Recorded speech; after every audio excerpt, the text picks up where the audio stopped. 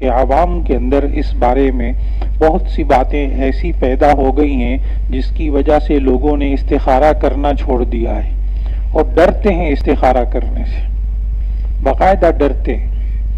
بڑے بڑے سنجیدہ حضرات کو دیکھا جو استخارہ کرنے سے باقاعدہ ڈرتے ہیں، کہتے ہیں اگر ہاں ہو گئی پھر نہ کیا تو کیا ہوگا، اور اگر نہ ہو گئی اور میرا دل کیا کہ کروں تو پھر کیا ہوگا، اس لیے میں استخارہ کرتا ہی نہیں۔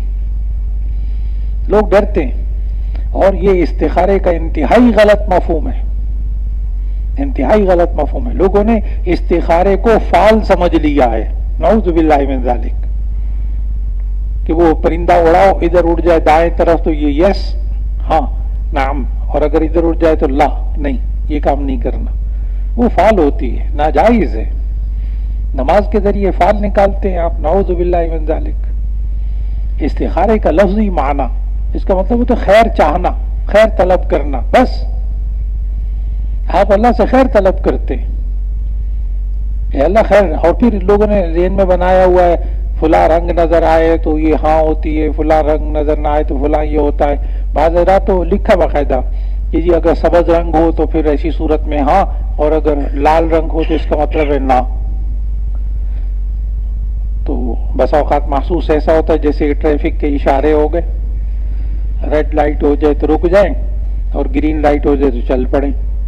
لیکن اس میں زیادہ موقف سخت اختیار نہیں کرتا رنگوں کے بارے میں، اس لیے کہ علامہ شامی رحمہ اللہ نے رنگوں کے بارے میں کچھ لکھا ہے، علامہ شامی رحمہ اللہ نے رنگوں کے بارے میں کچھ لکھا ہے، اس لیے وہ بھی قرآن حدیث میں نہیں ہے، بزرگوں کے تجربات ہیں، بزرگوں کے تجربات ہیں۔ لیکن اچھی طرح یاد رکھ لو کہ اس میں سونا بھی ضروری نہیں، کسی حدیث میں نہیں آتا کہ استخارے کی 2 رکعت نماز پڑھ کے پھر سو جاؤ، یہ بھی حدیث میں نہیں ہے۔ پھر رات کو آپ کو خواب نظر آئے گا، یہ بھی حدیث میں نہیں ہے۔ کوئی بزرگ رات کو آئیں گے، وہ آپ کو آ کر کچھ اشارہ کریں گے، یہ بھی حضرت حدیث میں نہیں ہے۔ تو نبی صلی اللہ علیہ وسلم جو دین دیا ہمیں وہ تو بہت آسان دین، خیر کا دین۔ اس لیے استخارہ کا مطلب ذہن میں رکھنا، اور پھر استخارے کا مطلب یہ سوچ کہ اگر ہاں ہو گئی پھر میں کر نہیں سکوں گا، نہ ہو گئی پھر میرا دل کیا وہ کام کرنے کو پھر کیا ہوگا۔ اب دیکھو نا، میں نے جہاں شادی کرنی ہے، سب کی شادی ہوگی انشاءاللہ دورے کے بعد، تو پھر وہاں استخارہ اگر میں نے کر لیا اور لڑکی کے ہاں ہو گئی، پھر مجھے پسند نہ آئی تو کیا ہوگا؟ استخارے میں تو ہاں ہو گئی تھی، اور نہ ہو گیا تو پھر میں نے نکاح کر لیا، وہاں شادی کر لی، پھر کیا ہوگا؟ استخارے میں تو نہ ہو گئی تھی، نعوذ باللہ من ذالک۔ استخارے میں ہاں نہ نہیں ہوتی مولانا، استخارے میں آپ اللہ سے خیر طلب کرتے ہیں، اور دعا کا ترجمہ ضرور ذہن میں رکھیں۔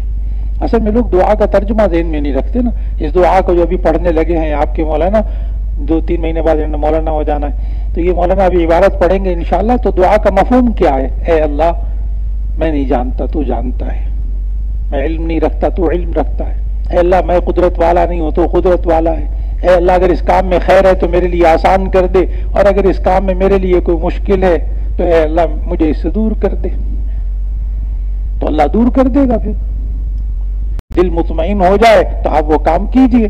اگر رکاوٹ آ گئی تو اسی میں خیر ہے، آپ نے یہی مانگا تھا کہ اے اللہ اگر میں اس کام میں کوئی پریشانی ہے، کوئی مشکل ہے، کوئی دکھ ہے تو اے اللہ مجھے روک دے، تو آپ نے وہ کام شروع کیا، آگے جا کر رک گیا، تو اب اس پر اعتماد کرو کہ آپ نے اللہ سے یہی مانگا تھا، رک گیا بس ٹھیک ہو گیا۔ وہ میں نے استخارے میں ہاں کی تھی، ہاں ہو گئی تھی، پھر اس کے بعد میں نے شروع کر دیا، اور پھر ڈر کے ہمارے لوگ خود استخارہ نہیں کرتے، یہ بھی مولویوں کے ذمے، ہاں مولانا آپ استخارہ بھی آپ کر دیں، نہیں مولانا نا، استخارہ خود کرو۔ اس بیچارے کو کیا، مولانا صاحب کو کیا پتا کہ آپ کا ذہنی رجحان کیا ہے، کس لیے استخارہ، کیا پیچھے کام ہے؟ وہ جی رشتہ آیا ہے مولانا استخارہ آپ کر دیں۔ اب وہ مولانا رات کو اتنی دیر تک مطالعہ کرتے ہیں ماشاءاللہ، اتنی دیر تک پڑھاتے ہیں، آپ بھی اسی طرح مدرس بنو گے، پڑھاؤ گے، رات دیر تک مطالعہ کرو گے، تو کتاب کا مطالعہ کرو گے، اس میں دیر ہو جائے گی، پھر استخارے کا بھی ذہن پہ سوار رہے گا۔ تو ایسی صورت میں استخارہ ہمیشہ خود کرنا چاہیے، کسی کے سپرد نہ کریں، نہ کریں۔ جو آپ کے جذبات ہیں، جو آپ کے خیالات ہیں، وہ مولانا صاحب کے ذہن میں نہیں آ سکتے۔ جو اچھا برا آپ کے ذہن میں ہے، جو کمزور پہلو، جو خوبی کے پہلو، وہ مولانا صاحب کے ذہن میں نہیں ہے، تو اس لیے استخارہ خود کرو ہمیشہ۔ استخارے کی حقیقت، استخارے کا لغوی معنی ہے استخارہ، لفظ استخارہ یہ باب استفعال کا مصدر ہے. استخارہ یہ باب استفعال کا مصدر ہے. اس کا مطلب ہوتا ہے خیر طلب کرنا. اس کا مطلب ہوتا ہے خیر طلب کرنا.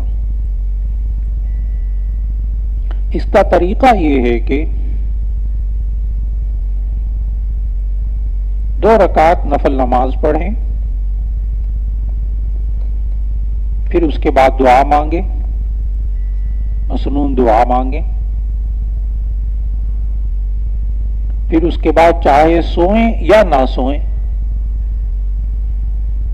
اس میں خواب آنا ضروری بھی نہیں، خواب آنا بھی ضروری نہیں، کسی بزرگ کا نظر آنا اشارہ کرنا بھی ضروری نہیں، کسی بزرگ کا نظر آنا اشارہ کرنا بھی ضروری نہیں، کسی رنگ کا نظر آنا بھی ضروری نہیں.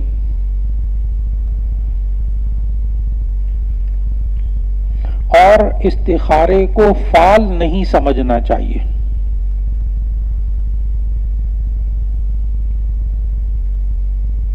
اس لیے استخارے کو ہاں یا نہ کا ذریعہ نہیں سمجھنا چاہیے.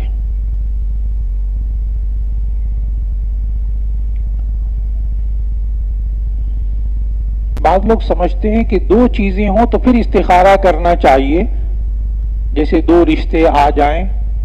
بعض لوگ یہ سمجھتے ہیں کہ 2 چیزیں یا 2 رشتے آ جائیں تو استخارہ کرنا چاہیے، ایک چیز میں استخارہ نہیں کرنا چاہیے. یہ بھی غلط ہے، یہ بھی غلط ہے. اور استخارہ نہ کرنے پر وعید آئی ہے، اور استخارہ نہ کرنے پر وعید آئی ہے. ترمذی جلد ثانی میں روایت موجود ہے کہ ترمذی جلد ثانی میں روایت موجود ہے کہ نبی صلی اللہ علیہ وسلم نے فرمایا من شقاوت ابن آدم ترکہ استخارت اللہ. من شقاوت ابن آدم ترکہ استخارت اللہ. ابن آدم کی بد نصیبی ہے استخارے کو چھوڑ دینا. ابن آدم کی بد نصیبی ہے، بدبختی ہے استخارے کو چھوڑ دینا.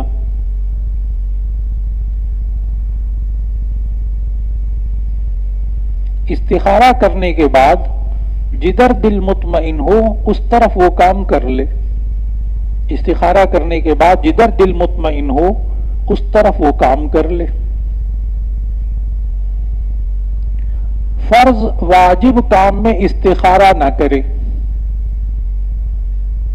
فرض واجب کام میں استخارہ نہ کرے. اگر حج فرض ہو تو یہ استخارہ نہ کرے کہ میں حج کروں کہ نہ کروں. ہاں اس بارے میں استخارہ کر سکتا ہے کہ میں کس ٹریول ایجنٹ کے ساتھ سفر کروں. اس بارے میں استخارہ کر سکتا ہے کہ میں کس کمپنی کے ساتھ سفر کروں، کس ٹریول ایجنٹ کے ساتھ سفر کروں.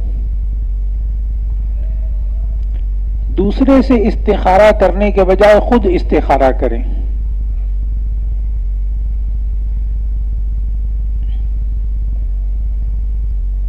اور اگر زیادہ وقت نہ ہو استخارہ کرنے کا، اگر زیادہ وقت نہ ہو استخارہ کرنے کا تو مختصر سی دعا، مسنون دعا ایک اور استخارے کی ہے. تو پھر ایک مسنون دعا مختصر سے وقت کے لیے استخارے کی ہے. اللہم خر لی واختر لی، اللہم خر لی واختر لی. اے اللہ میرے لیے خیر فرما دے اور میرے لیے پسند فرما دے. پھر دل مطمئن ہو تو کام کر لے.